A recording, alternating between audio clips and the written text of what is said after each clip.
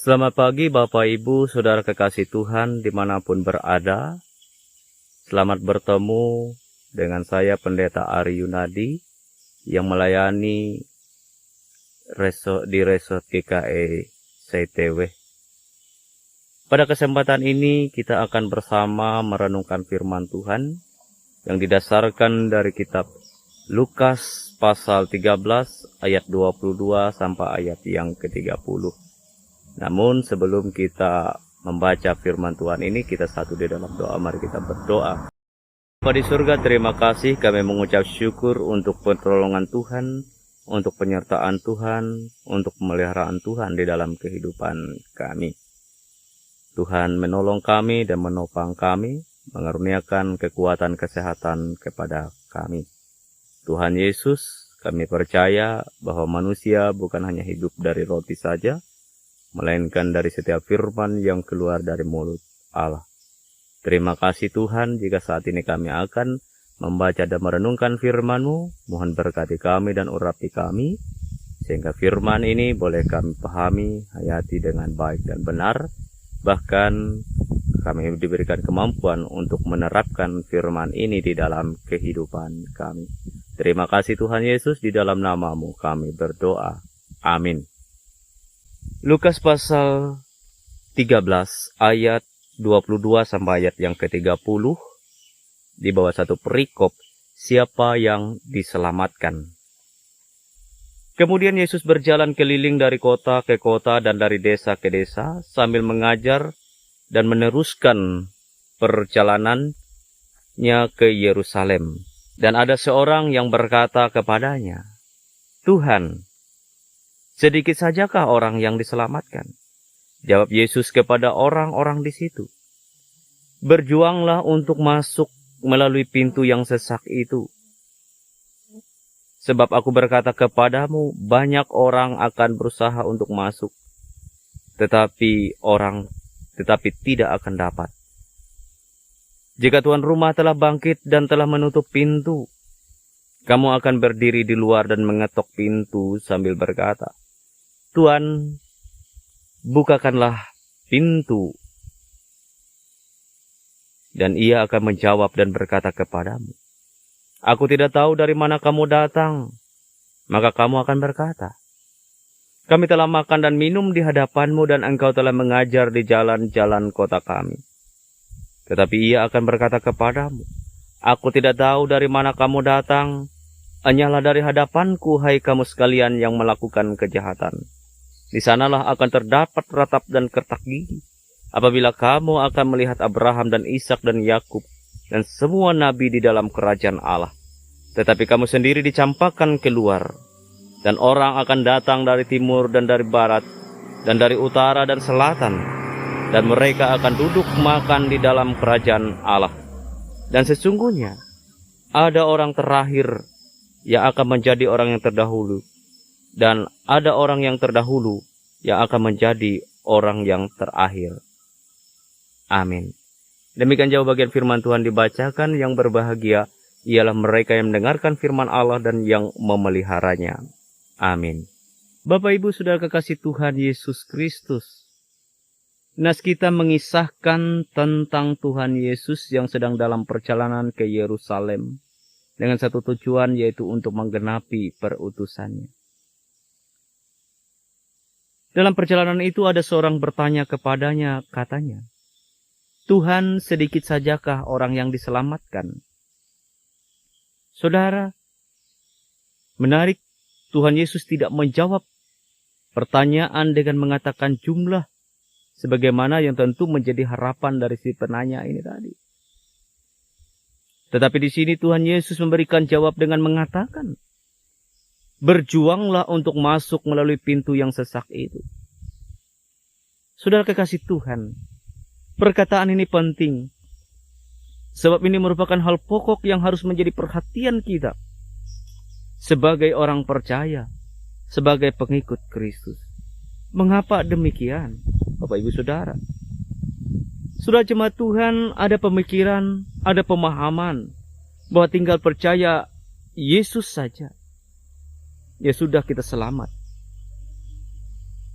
Bapak Ibu jemaat Tuhan yang dikasihi oleh Tuhan Yesus Kristus, memang benar untuk selamat itu kita harus percaya Yesus. Kita harus mengimani Yesus. Namun yang menjadi pertanyaannya di sini ialah percaya yang bagaimana supaya orang bisa selamat.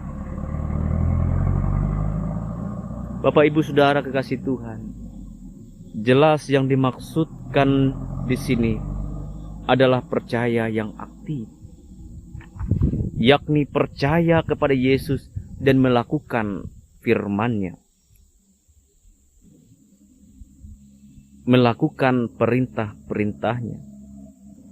Tidak mudah memang, namun ini adalah hal yang memang harus dilakukan. Perlu dipahami pula Bapak, Ibu, Saudara sekalian, bahwa melakukan firman bukan supaya kita selamat.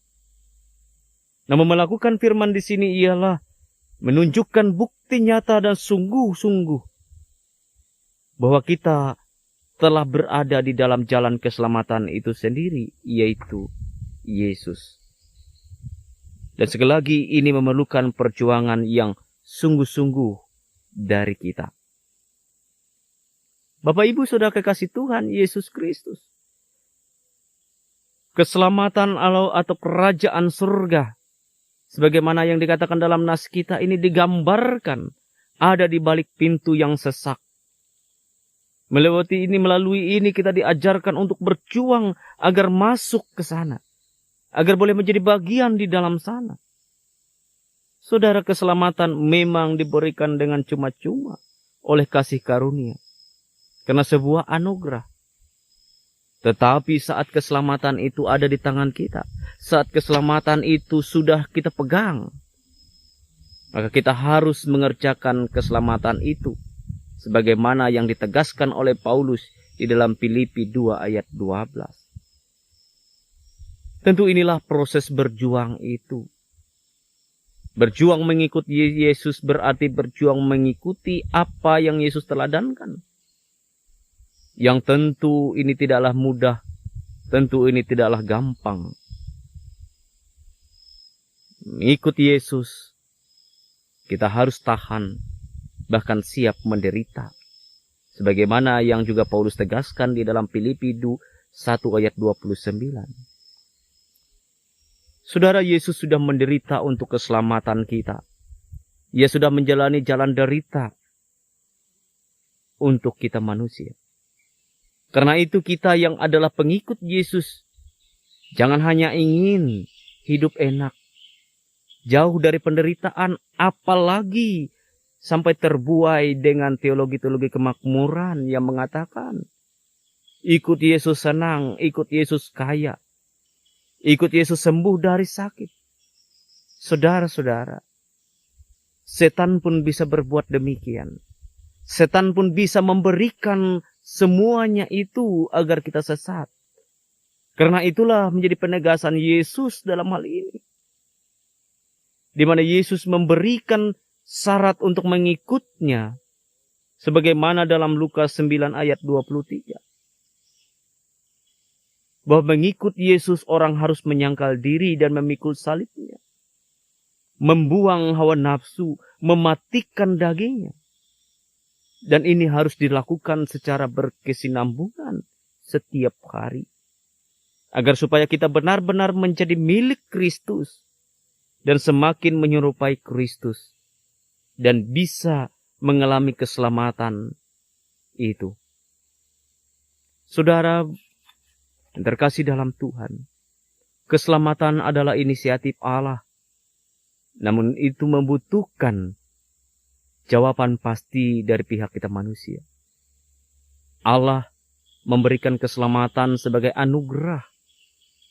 Maka dalam hal ini, kita sebagai manusia harus menjawab anugerah itu dengan menghidupi iman kita. Mari Bapak Ibu Saudara, selamat berjuang. Mempertahankan iman, mempertahankan keselamatan, anugerah Tuhan. Darah Roh Kudus menolong dan memampukan kita. Tuhan memberkati kita. Amin. Mari kita bersatu di dalam doa, kita berdoa. Tuhan Yesus, terima kasih.